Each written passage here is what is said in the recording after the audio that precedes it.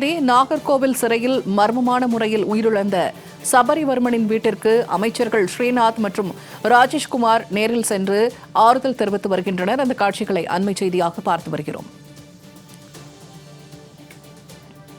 சபரிவர்மன் வீட்டிற்கு சென்று குடும்பத்தினருக்கு நேரில் ஆறுதல் தெரிவித்து வருகிறார்கள் அமைச்சர்கள்.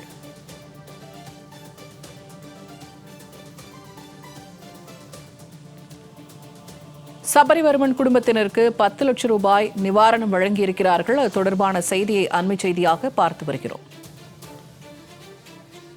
கூடுதல் தகவல்களை தருகிறார் செய்தியாளர் செல்வராஜ். செல்வராஜ், இப்ப உயிரிழந்த சபரிவர்மன் வீட்டிற்கு அமைச்சர்கள் சென்று ஆறுதல் தெரிவித்திருக்கிறார்கள், நிவாரணமும் அறிவிக்கப்பட்டிருக்கிறது. இது குறித்த விவரங்கள் என்ன? நிச்சயமாக பூர்ணிமா, கன்னியாகுமரி மாவட்டம் ஈத்தங்காடு பகுதியில் மாற்றுத்திறனாளி சபரிவர்மன் கடந்த 13ஆம் தேதி அங்குள்ள கிளை சிலையில் மர்மமான முறையில் உயிரிழந்ததை தொடர்ந்து அவரது உடலை 4வது நாளாக உறவினர்கள் வாங்க மறுத்து போராட்டத்தில் ஈடுபட்டு வந்தனர். இந்த நிலையில் தமிழகத்தில் உள்ள மீன்வளம் மற்றும் மீன்வளத்துறை அமைச்சர் ஸ்ரீநாத் மற்றும் சுற்றுலாத்துறை அமைச்சர் ராஜேஷ்குமார் ஆகிய 2 பேரும் சற்று முன் நேரடியாக சபரிவர்மன் வீட்டிற்கு வந்தார்கள். அவர்கள் நேரடியாக அவரது மனைவி ஆனந்தவள்ளியிடம் 10 லட்சம் ரூபாய்க்கான காசோலையை முதல் கட்டமாக வழங்கினார்கள். மேலும் அங்கு அவர்களுக்கான 2 சென்ட் இடம், ஏற்கனவே அவர் வீடு கட்டுவதற்கான 2 சென்ட் இடத்திற்கான பட்டா மற்றும் அந்த வீடு கட்டுவதற்கான அந்த தொகையும் அவருக்கு வழங்கப்பட உள்ளதாகவும் மாவட்ட நிர்வாகம் என்பது தெரிவித்துள்ளது. தற்போது 10 லட்சம் ரூபாய்க்கான அந்த காசோலை என்பது வழங்கப்பட்டுள்ளது.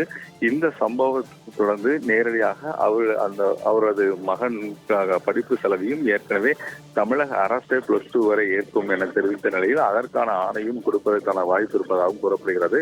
சற்று முன் அமைச்சர் நேரடியாக அவரோட குடும்பத்திடம் பேச்சுவார்த்தை என்பது நடத்தி கொண்டு வருகிறார். இந்த பேச்சுவார்த்தையின் போது அவர்கள் அடுக்கடுக்கான பல்வேறு குற்றச்சாட்டுகளை எழுப்பிக் கொண்டு வருகிறார்கள். விசாரணை என்ற பெயரில் சென்று உடனடியாக அவர் நாகர்கோவில் கிளை சிறையில் அனுமதிக்கப்பட்டுள்ளார்கள். அங்கு அவர்கள் மிக கடுமையாக தாக்கியதாகவும் 19 இடத்தில் காயம் இருப்பதாகவும் அவரோட தாய் மல்லிகா மற்றும் அவரது உறவினர்கள் தெரிவித்துக் கொண்டு வருகிறார்கள். இதைத் தொடர்ந்து அவர்களுக்கான நிவாரண உதவிகள் மேலும் கூடுதலாக வழங்கப்பட வேண்டும் என்பது அவர் உறவினர்கள் தெரிவித்துக் கொண்டு வருகிறார்கள். இவை அனைத்தையும் 2 அமைச்சர்களும் கேட்டுக் கொண்டு வருகிறார்கள். இதற்கு பிறகு நேரடியாக தமிழக முதலமைச்சரிடம் இந்த நடந்த விவரங்களை தெரிவிப்பதாகவும் அமைச்சர்கள் உறுதிமொழியை கொடுத்துக் கொண்டு வருகிறார்கள். பூர்ணிமா, தகவல்களை பகிர்ந்து கொண்டமைக்கு நன்றி செல்வராஜ்.